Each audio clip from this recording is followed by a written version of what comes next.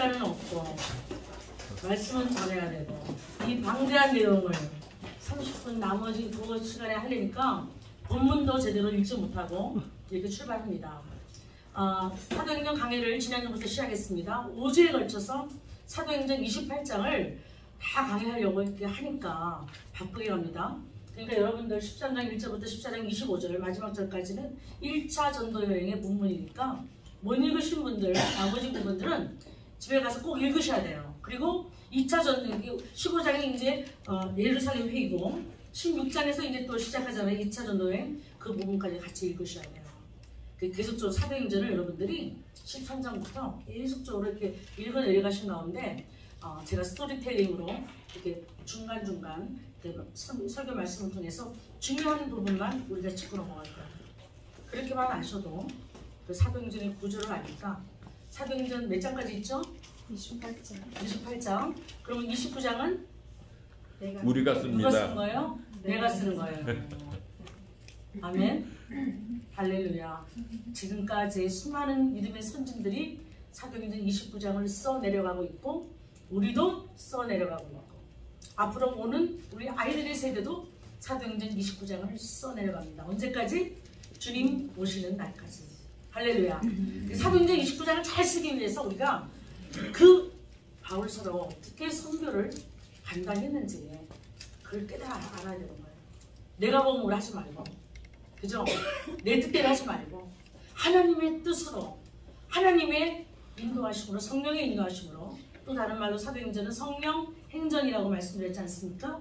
그래서 성령께서 인도하신 대로 사도행전을 써야 돼. 우리가 29장을 내가 하고 싶은 대로 쓰면 안 돼요. 열심히 있는 사람들은 자기 하고 싶은 대로 써요. 또 하나님께서 카운트하지 않으십니다. 모든 것을 먹든지 마시든지 무엇을 하든지 하나님의 영광을 위해 하지 않으면 그것은 하나님께서 카운트하지 않으십니다. 아무리 열심히 해도 인생을 낭비한 것밖에 안 돼요. 그렇게 불쌍하게 살지 말고 정확하게 살아야 돼요. 정확하게 살려면 어떻게 해야 돼요? 말씀을 알아야 돼요. 하나님이신 그분이신 말씀을, 예수 그리스도 그분이신 그 말씀을 모르고는 우리가 믿음의 정확한 삶을 살 수가 없는 거예요. 그래서 우리가 사도행전 오늘 1차 전도행 저번 주에 나온 2차를 지금 합니다. 사도행전은 몇 년부터 몇 년까지? 연도도 중요합니다. 그래야지 여러분들이 기억할 때 이렇게 흐름이 잘 이렇게 처음부터 잘 흘러갑니다. 47년에서 49년까지 2년에 걸쳐서 전도여행을 하고 안디옥 교회에 다시 돌아온 거예요. 누가? 바울과 바나바와 마가는 중간에서 이제 엄마한테 가고 마리아한테 가고 이제 끝까지 돌아온 거는 두 사도가 끝까지 하는데 그 기간이 2년이었다. 2년 동안 지금까지 자동차도 없고 비행기도 없는 시대에 배 타고 육로로 걸어서 그 이스라엘과 그 시리아, 아람이 시리아잖아요. 아람왕 군대장관 나아만이 있었고, 그죠? 그 아람이라는 나라가 지금의 시리아예요. 그러니까 시리아 그쪽으로 돌아서 저 위에 지방으로, 아시아 지방으로 이렇게 돌면서 걸어서 육로로 많이 갔죠. 배 타고 간 것도 있지만. 그래서 참 피곤하고 힘들었을 거예요. 육신적으로도. 그러나 주님께 목숨을 바친 그 사도들이 이렇게 전도여행을 한 것을 우리가 이렇게 보면서 우리에게 또 다른 감동과 도전이 각 사람에게 있었으면 좋겠습니다. 할렐루야. 그래서 오늘 본문을 읽고 오늘에서 이제 저희가 마지막 47년에서 49년까지 1차 전도여행을 2년에 걸쳐 했다면은 그 1년은 지난주 설교에 끝나고 이제 오늘 이 시간부터는 마지막 1년째 들어가는 코스예요. 그래서 우리가 지금 비시디아 안디옥을 가고 그리고 또 이제 루스드라 성에도 가고 이고니온도 먼저 가고 루스드라 성에서 이렇게 가면서 이제 1차 전도여행을 다시 사도 바울의 전략은 전도했던 것이 아무리 핍박이 있었고 아무리 어렵더라도 다시 뒤로 백해서 다시 한번 들려서 그동안 믿었던 사람들이 잘 예수 그리스도 안에 거하는지 그것을 점검하고 위로하고 인커리시키고 끝까지 인내하고 믿음을 지키라고 권고하면서 쭉쭉쭉 돌아서 이제 다시 안디옥으로 배부분께 선교 전략이 그렇게 되어 있습니다. 그냥 말씀만 뿌려놓고 그냥 막 내가르쳐놓고 그냥 어떻게 살든지 그냥 상관 안 해. 복음이 아니에요. 복음 전도자들은 항상 점검해야 돼요. 내가 뿌리는 곳에 그 사람이 그 교회가 정말 잘 하고 있는지.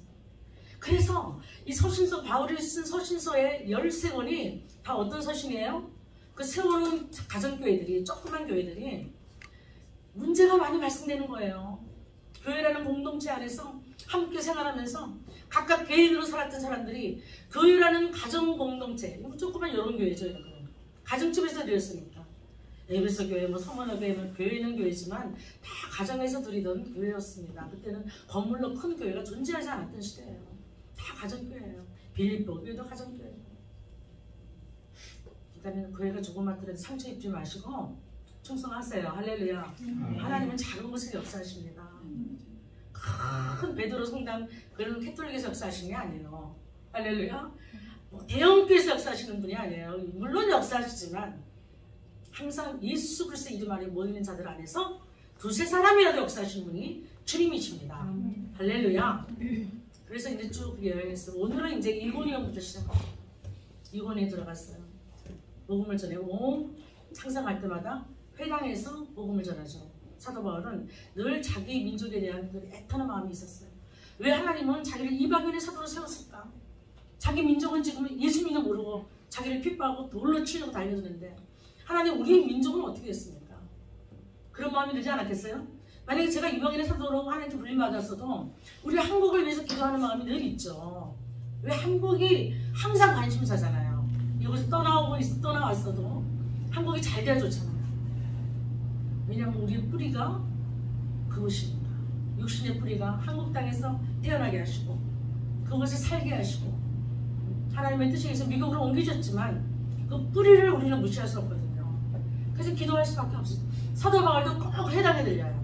회당이 없는 곳에서는 빌립보 교회 같이 강가에서 그 사람들이 바벨론 강가에서 비파를 걸어놓고 치지도 못하고 울었잖아요. 언제? 에스겔 그 당시 포로로 와서 교회도 없었고 회당도 없었고 포로로 끌려와가지고 그들이 모이는 장소는 회당이 아니면 회당이 없으면 강가에서 모여요. 유대인들 그들이 예배를 드리려고. 근데 그 당시에는 비파를 치지도 못했어요. 그 땅에 이민족들이 하도 많으니까 여러 가지 문제점이 있었겠죠. 그것을 나무에 걸어놓고 치지도 못하고 조용하게 예배를 드렸던 시절이 있었어요. 그래서 그것이 이제 그들의 문화가 돼서 교회가 없는 지역, 회당이 없는 지역에는 강가에서 예배를 드릴 때 사도 바울이 강가를 갔더니 누구를 만났더라? 빌립보 교회를 세우면서 누구를 만났어요? 루디아를 만나죠. 자주장사 루디아. 그래서 빌립보 교회가 루디아 그 아줌마 집에서 더 개척되는 거예요. 다 조그만 집들에서 밥을 먹으면서. 그죠? 할렐루야. 우리가 사도행전을 공부하면 이렇게 여러분들이 그렇게 쭉 스토리텔링으로 하는 것이 재밌습니다. 그래서 오늘 이제 이 이고니온에서 쫓겨나고 이제 한 가지 우리가 짚고 넘어갈 것은 루스드라 성으로 향합니다. 근데 그쪽에 오늘 본문을 보면 뭐라고 나와 있냐면은 날면서부터 안전뱅이가 있는 거예요. 우리가 사도행전 2장에도 보면 4장에도 보면 베드로와 요한이 성전에 있는 안전뱅이를 일으키는 사건이 나오지 않습니까? 나면서 안전뱅이.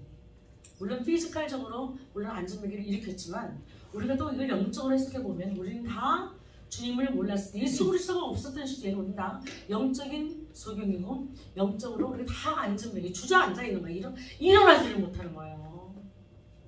일으켜 줄 수 있는 사람도 없는 거예요. 옆에. 펑어리고 말도 못해도 다 그런 자들이었는데 언젠가 하나님께서 우리를 찾아오셨어? 우리가 이제는 흑암에 앉아있던 백성이 이제 빛 가운데로 행할 수 있는 백성으로 삼으신 겁니다. 누구의 이름으로? 예수 그리스도의 이름으로. 할렐루야. 그래서 저와 여러분이 이렇게 예배를 드리는 거예요. 내가 오늘 시간 돼서 예배 왔지. 교회 출석하는 것도 내가 개척교회 내가 나와서 그냥 한 면에도 머리 채워줘야지. 혹시나 그런 마음으로 와 있다면 안 오셔도 돼요. 교회는 예수 그리스도의 이름으로 하나님께 택한 자들이 와서 예배드리는 곳이에요. 여러분들이 하나님께서 오늘 성령께서 안 부르셨다면요 오고 싶어도 못 오는 것이 교회입니다. 얼마나 방해가 많은데 사람들이 교회 못 오게 하려고. 처음 믿는 사람 보세요. 교회 못 오게 하려고요 오만 가지 사건을 일으켜요. 못 올 수밖에 없는 그런 환경 속에서 못 와요. 예배 올 수 있다는 것은요, 벌써 하나님의 자녀되고 백성되고 여러분이 오늘도 성령께 뽑으셔서 오시는 거예요. 어느 교회든지. 할렐루야. 그런 조건과 자격이 됐다는 것에 감사하시고 예배를 드리셔야 돼요. 하나님 나에게 하나님의 은혜로 이 수많은 사람들 중에서 먼저 예수 그리스도를 택하시고 구원자가 있게 하시고 나에게 주신 그 구원자의 이름으로 감사하면서 예배드릴 수 있도록 허락하여 주시기 감사합니다. 그런 감사가 넘쳐나면서 예배가 여러분들 속에 시작해야 돼요. 그런 예배를 하나님께서 받으시고 기뻐하시는 것입니다. 그래서 대면 예배가 중요한 거예요. 동영상으로 예배 드리신 분도 있지만 뭐 어쩔 수 없을 땐 그렇게 드리지만 어떡하든지 나와서 함께 주님 앞에 일주일간의 우리 생활이 정말 소금과 빛의 직분을 감당하려고 애썼습니다. 하나님의 뜻대로는 못 살았지만 온전해야 돼. 그러나 내가 하나님의 자녀로서 내가 사는 모든 삶의 현장에서 하나님의 예수 그리스도의 빛과 소금으로 살기를 내가 원하고 그렇게 애썼습니다. 하나님 저 오늘 왔어요. 저 칭찬해 주세요. 그래서 페스티벌이에요. 주일 예배. 내가 살았던 삶의 보고를 믿음으로 할 수 있는 그 시간이 예배 시간이에요. 그러니까 일주일간을 잘 살아야죠. 주님 앞에 보고가 이렇게 하나도 없으면 얼마나 참 예배가 답답하겠습니까. 아이들이 부모한테 칭찬받는 일을 해서 부모가 상 주듯이 우리 상 받아서가 문제가 아니라 내 사랑하시는 아버지 앞에서 내가 그렇게 하나님의 뜻대로 말씀대로 살았던 것을 보고할 때는 정말 기쁨이 넘치잖아요. 기도할 때도 그렇잖아요. 우리가 주님 앞에 선한 일이 있으면 담대하게 요구합니다. 하나님 주셔야 돼요. 제가 주님의 일하지 않습니까? 제가 뭐 딴 데 쓰려고 달라는 거 아닙니까? 아니지 않습니까? 담대하게 요구합니다. 그러나 이게 미적지근하고 아니면 담대함으로 구하지 못해요. 그러니까 그 믿음의 기도가 안 되는 거예요. 하나님이 들으실 수가 없어요. 주님의 부자까지 상당히 안 되는 거예요. 그래서 기도 응답이 없는 거예요. 평생을 기도해도 담대함으로 구하려면 내가 하나님의 뜻대로 살아야 돼요. 그래야 담대해지죠. 하나님 앞에 어떻게 속이고 기도합니까? 다 알고 계시고. 네? 그래서 여러분들의 삶이 중요하다. 안진뱅이가 있는데 그 안진뱅이가 딱 보니까 바울이 딱 보니까 그가 구원받을 만한 믿음이 있는 것을 딱 본 거예요. 지도자들이나 이런 하나님의 사람들은 분별력이 있어야 돼요. 저 사람이 예수를 믿는지 안 믿는지 분별이 돼야 전도를 하죠. 내가 마켓에 이렇게 다 시험하게 가면요 맨날 나를 전도하는 사람이 있어요. 나 그 사람 많이 봤거든요. 근데 기억을 못해. 속으로 내가 저렇게 분별력이 없어갖고 그냥 안 믿는 사람을 골라서 중점적으로 해야 되잖아요. 전도는 믿는 목사나 전도사나 구별이 안 나갖고 제가 목사입니다 그랬거든요. 한 번은 하도 저를 자꾸 전도하려고 해서 제가 목사예요. 그러면 기억을 뭐 안 해야 되잖아요. 기억을 해야 되는 그죠? 해야 되죠. 근데 계속 만나서 계속 전도해주면서 예수 믿으세요 이러는 거였어. 내가 속으로 아유 저렇게 전도할 바에는 안 하는 게 낫지. 시간 들이고 분별력이 없어서. 우리는 하나님의 자녀만 돼도 목회자 아니래도 자녀만 돼도요 하나님의 예수 그리스도의 영이 성령이 우리 안에 계시기 때문에요 그 사람의 얼굴만 봐도 알아요. 대강은 100%는 몰라도 어떨 때 다 알죠. 예수 믿는 사람인지 안 믿는 사람인지 예수 믿어도 또 그지같이 믿는지 잘 믿는지 다 보이잖아. 얼굴에 예수 믿는 사람이 시래기죽도 못 먹는 이상은 맨날 하고 다니는 사람이 있잖아요. 성령 충만하지 않잖아요. 다 보이잖아요. 문제들이. 분별력이 있어야 되는 거예요. 딱 보니까 그 수많은 무리 중에 그 안진뱅이 하나가 구원받은 믿음이 딱 있는 거야. 딱 가서 전도하는 거야. 할렐루야. 그렇게 전도해야 편한 거예요. 분별력이 없이 아무나 찌르면 너무 피곤해요. 시간만 낭비되고 에너지 낭비되고. 하나님의 성령께서 하나님의 일을 할 때는 분별력을 주세요. 하나님의 일을 하는데 하나님의 영으로 충만하지 않고 어떻게 일합니까? 그래서 일어나 걸어라. 예수 그리스도. 할렐루야. 그때 그가 뛰기도 했다라는 거예요. 그 소문이 났어요. 그랬더니 또 어떤 사건이 일어나냐면 말씀을 믿고 지금 이 안진뱅이는 들을 만한 믿음이 있다는 것은 그 믿음은 뭐예요? 믿음의 저자는 믿음의 근본은 하나님의 말씀이잖아요. 그죠? 내가 들음으로 믿음을 가지고 있는데 그 들음은 어디서 난다고요? 로마서 10장 9절에 말씀에서 믿음이 생기는 거예요. 말씀을 들을 때 믿음이 생기는 거예요. 내가 아무거나 열심히 봉사하고 열심히 예배 참석하고 믿음이 생기는 거 아닙니다. 하나님의 말씀을 들을 때에 믿음이 생기는 거예요. 믿음의 소스는 말씀이에요. 다른 아무것도 없어요. 근데 이때 신약 성경도 없었고 누구한테 말씀을 들었겠어요? 안진뱅이가 구절로 듣는 거예요. 구약 말씀에 이사야서에 메시아가 오시면 벙어리 혀가 풀리고 안진뱅이가 일어나고 소금이 눌고 그런 거를 구절로 듣는 거예요. 무식한 자들도 다 이제 라피들에 의해서 가르침이 구전으로 다 이제 전해지잖아요. 그 믿음이 있었다는 거예요. 메시아가 오시면 내가 안진뱅이에서 일어난다. 할렐루야. 그 믿음이 있었다. 그거를 받대는 거예요, 사도가.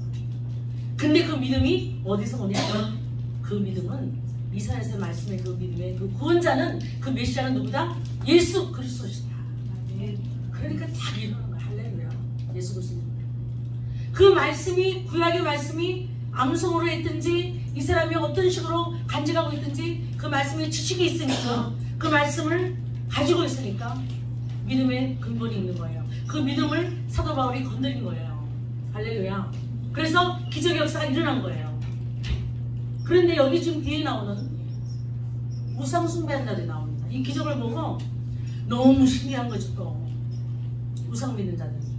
그래갖고 자기네들이 뭐 신으로 여기는 소도 끌고 소를 끌고 꽃다발을 가지고 와가지고 막 바울과 바나바의 막 목에 걸어주고 난리 나는 거예요. 왜? 희한한 기적을 일으키는 스승들이 왔네.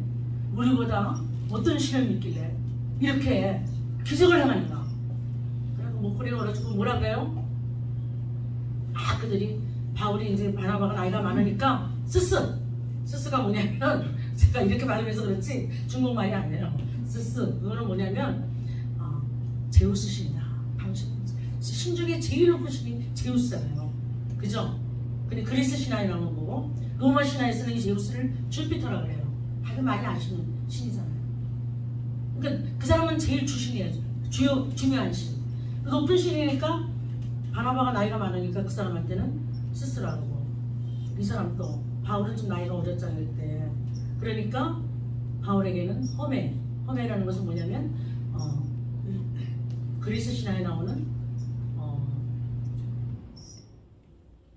그리스 신화에 뭐가 나오죠, 목사님? 그 신의 이름이 허메.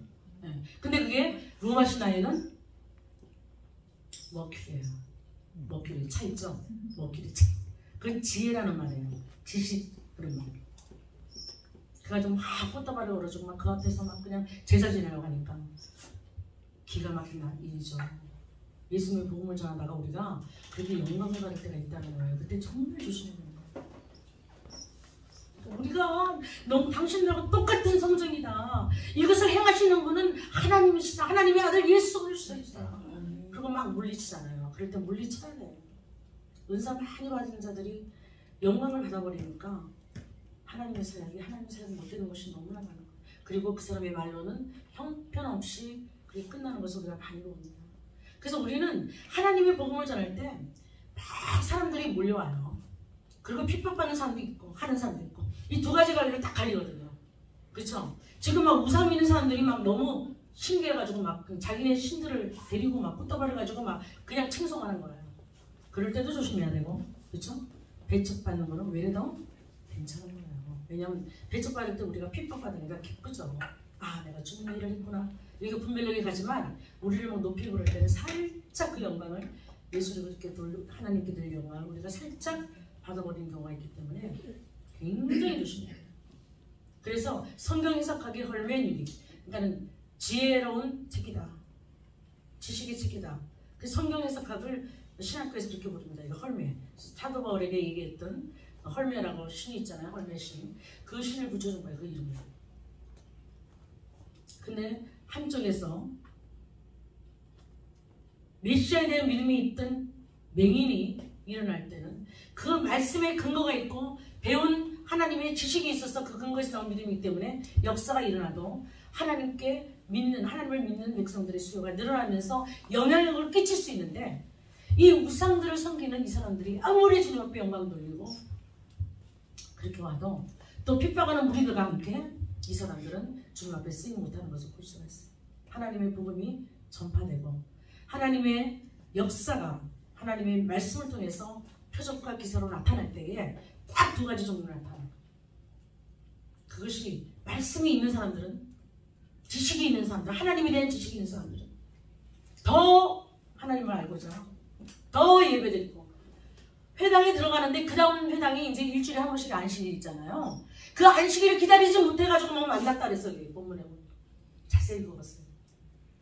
그냥 하루라도 빨리 만나고 싶은 거야, 이 사도들을. 그래서 예수님에 대한 얘기도 듣고 싶고 막 이런 하나님에 대한 게 궁금해지기 시작하는 거예요. 은혜를 받으면. 근데 그 나머지 부류는 다 돌을 갖고 때리려고 죽이려고 했잖아요. 돌을 맞았잖아요. 루스드라에서 사도 바울이 돌을 맞았어요. 이 본문이 또 어디 나오면 11장 25절 고린도후서에 나옵니다. 자기가 그동안에 고생했던 거를 다 고린도 교회에다가 얘기하는 장면이 있거든요. 내가 3번 회장으로 맞고 강을 건너고 방도를 만나고 내가 한 번 돌을 맞고 그 한 번 돌을 맞은 게 여기서 맞은 거야. 여기서 루스드라에서. 근데 얼마나 맞았는지 죽었어요. 쓰러져서 죽었는데 다 죽은 줄 알고 반대파들은 떠나가고 죽은 줄 아니까. 근데 사도 바울을 신뢰하는 그런 그룹들이 장사를 지내려고 모여 있었는지 그 시체를 이제 바라보고 어떻게 해야 되나 그러고 있는데 어떻게 했어요? 공부를 하나도 모르시는 것 같아요.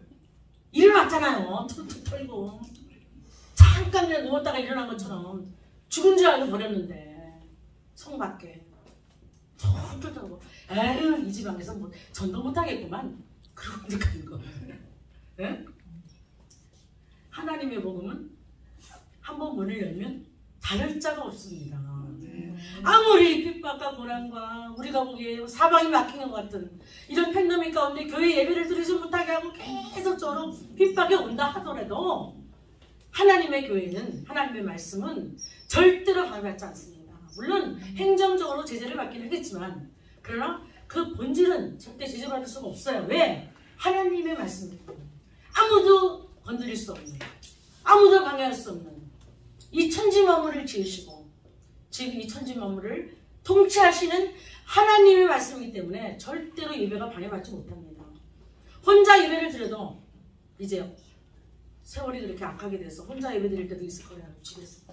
우리도 잠시 그랬잖아요. 집에서 예배 드렸잖아요. 그런다 할지라도 하나님께 은혜 받은 자는 어디서 무엇을 하든지 하나님에 대한 신앙을 잊어버리지 않게 하십니다. 할렐루야. 왜? 하나님께서 열면 닫을 자가 없을 것입니다. 누가 닫아야 돼요? 하나님만 닫아요. 하나님의 때가 되면. 아멘. 그러니까 팬덤의 할아버지가 와도 우리는 관계 없습니다. 관계 나이 드세요. 일본 말은 다 그런 거 하나밖에 몰라. 관계 없습니다. 우리는. 그런 믿음을 가지고 사시는 여러분 되시기를 원합니다. 그래서 우리가 이제 이걸 보면서 제가 이제 스터디를 하잖아요. 이제 계속 재밌게 풀어나갈 거예요. 2차, 3차, 4차, 4차도 있습니다. 그러니까 4차와 로마 지역까지 가는 거를 우리가 한데 뭉쳐서 4차는 로마 지역에 가서 4차가 같이 겹치면서 이제 있습니다. 이렇게 하면서 우리가 루스드라 성에서의 그런 엄청난 죽음의 고난을 또 겪고도 또 그 지방으로 다녀가면서 거꾸로 또 그 사람 믿던 사람들을 격려하고 위로하고 힘을 주고 이랬던 그 사도 바울의 선교 사역을 보면서 2년여에 걸쳐서 1차 전도 여행이 오늘로 끝납니다. 그리고 15장은 뭐라고요? 갔다 왔더니 너무 말이 많은 거예요. 오늘 15장까지 해드릴게요. 16장부터 제2차니까 너무 말이 많은 거예요. 왜냐하면 예루살렘 교회에서 스데반의 그 핍박으로 스데반의 죽음으로 핍박받은 모든 백성들이 다 디아스포라 흩어졌거든요. 그래서 이렇게 시리아도 가고, 그죠? 이게 안디옥이 시리아예요. 아람이라는 그 도시가 이제 그 나라가 이제 시리아입니다. 지금의 시리아. 여기도 가고 막 이쪽에 그 소아시아 쪽으로 가고 막 그랬다는 거예요. 지금 고르섬에도 있고 이 지역에 다 흩어졌어요. 그래서 하나님께서 예루살렘 교회가 하나님의 지상 명령을 행하지 않으니, 지상 명령이 뭐예요? 사도행전 28장 19절 20절 너희는 모든 족속으로 제자를 삼아 아버지와 아들과 성령의 이름으로 세례를 주고 그들을 가르치고, 그죠? 그런 지상 명령은 다 주셨거든. 누구에게나, 어느 교회나 어느 성도들에게나. 그래서 우리가 설명하는 거 아닙니까? 그거는 사명이에요. 누구에게나. 저는 사명자가 아니에요. No! 예수 믿으면 바로 사명자가 되는 거예요. 할렐루야. 근데 그거 안 지켰잖아요. 예루살렘 교회가. 자기는 유대인 히브리파만 막 위하고, 그죠? 막 자기 족속들만, 유대인들만 해가지고 예루살렘 교회가 똘똘 뭉치니까 예수님께서 핍박을 통해서 다 흩으세요. 흩으시는 것도 하나님의 은혜예요. 그래서 아멘. 흩으면은 흩은 대로 가세요. 그냥. 그것도 하나님의 뜻인 거예요. 흩으셨습니다. 그래서 이렇게 다 있는 거잖아요. 곳곳에. 거기만 간 게 아니라 이집트도 가고, 그죠? 우리가 구레네 시몬도 보듯이 어디에 있는 사람은 리비아, 북아프리카까지 갔어요. 그 사람은 이때 간 게 아니라 바벨론 포로 때 몇백 년 전에 다 주님께서 흩으십니다. 교회가 교회답게 선교 안 하면요, 하나님께서 교회를 더 이상 축복하지 않으십니다. 모이기는 모이는데 기름 부음이 없어요. 그냥 자기네들끼리 모이는 거죠.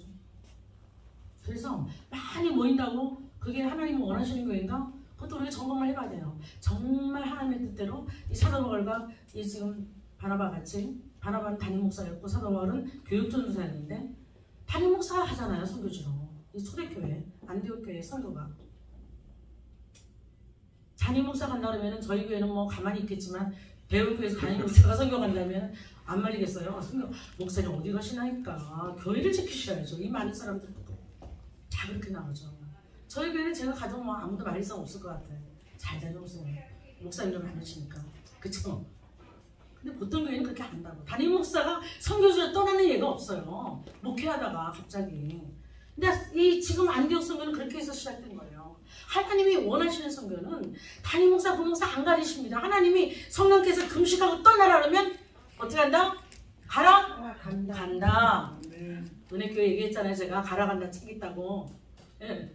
성령께서 가라! 그러면 그냥 군소리 없이 가야 되는 거예요. 담임 목사, 부목사, 뭐 협동 목사 다 필요 없어요. 하나님이 가라 하면 가는 겁니다. 그렇게 시작되는 1차 전도여행이 오늘 끝납니다.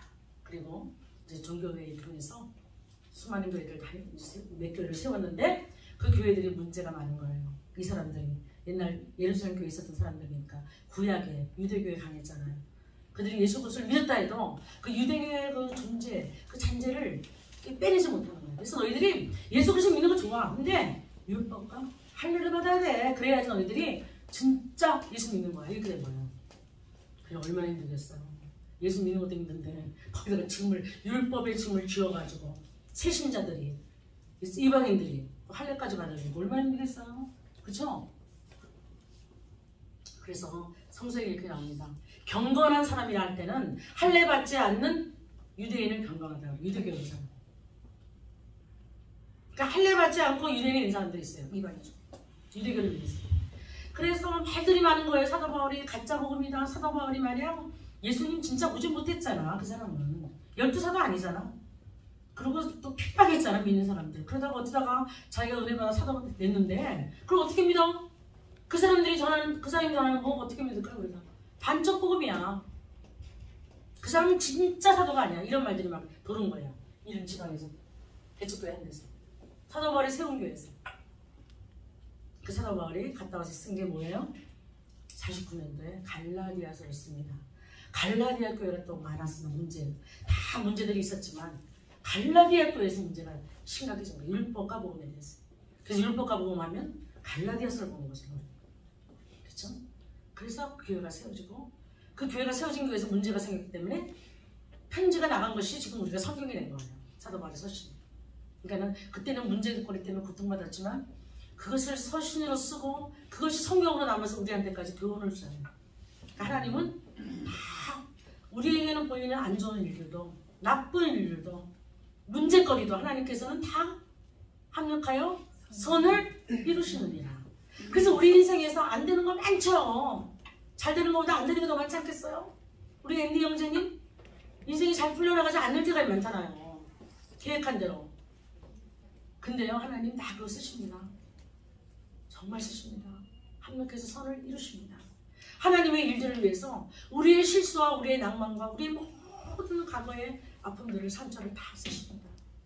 상처를 많이 받고 살았으면 상처받는 사람들을 전도할 수가 있고 상담할 수가 있어요. 내가 당해보지 않으면요 못합니다. 우리 남편 장로님도 뒤에 계시지만 자기가 건강하거든요. 그러니까 아픈 사람은 잘 몰라요. 누가 넘어지면 아니 넘어진 사람한테 왜 넘어져요? 이런다고 글쎄. 그러니까 내가 옆에서 얼마나 좋아하겠어요. 같이 살다가 넘어질만 하니까 넘어진 거지. 그 사람이 넘어지고 싶었겠어요. 근데 왜 넘어져요? 물어보는 사람이 어딨냐. 자기가 안 넘어져 봤으니까 길 가다가 그냥 넘어지고 이런 게 보통 있는 현상은 아니지만 그러나 마음이 없어요. 자기가 건강하니까. 제가 아파도 우리 남편한테는 별로 얘기 안 해요. 안 알아주니까. 안 알아주면서 얘기해봤자 내 입만 아프지. 그래서 그냥 혼자 앓다가 우리 동생 너는 사람한테 많이 얘기하다가 그러고 지나간 적도 있어요. 자기가 겪지 않으면 몰라요. 그러니까 마음의 상처와 고난과 역경과 어려움들은 다 우리에게 우리의 신앙을 하나님께서 키우시기 위해서 우리에게 훈련받는 과정으로 주시지만 그 주신 것으로 끝나지 않습니다. 그것을 반드시 사용하십니다. 하나님은 손해보는 장사를 안 하세요. 할렐루야. 그렇기 때문에 우리가 범사에 감사할 수 있는 거예요.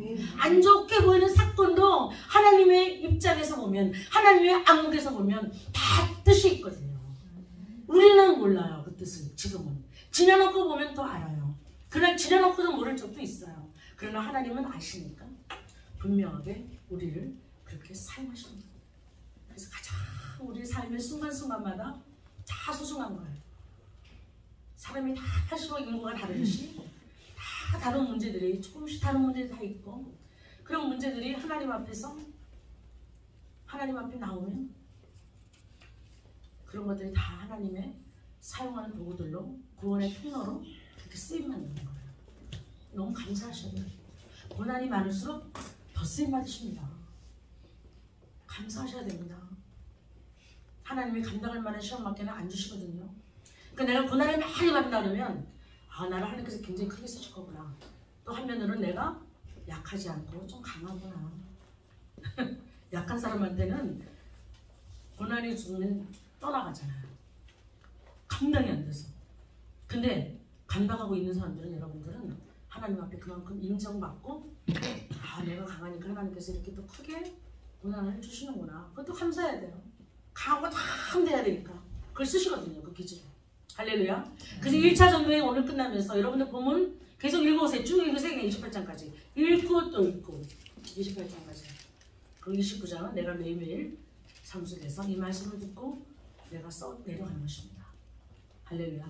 여러분들 일기 쓰는 것도 중요하고 좋은 일이지만 내가 하나님께 행한 일 사도행전을 29장을 매일매일 마음속에 생각 속에 써 내려가시고 아멘. 그렇게 하시는 저와 여러분이 되면서 정말 하나님의 뜻대로 하는 선교가 어떤 선교인지 그렇게 깨달아 가시고 하나님의 사랑의 넓이와 길이와 높이와 깊이가 어떠한 것을 말씀 속에 깨달아 하는 그런 지혜와 지식으로 충만할 줄 믿습니다. 그렇게 될 때에 이 마지막 때에 하나님의 선교를 우리에게 맡기시고 마음 놓고 하나님이 우리를 쓰시는 그런 역사가 우리에게 일어날 것입니다. 기도하시겠습니다.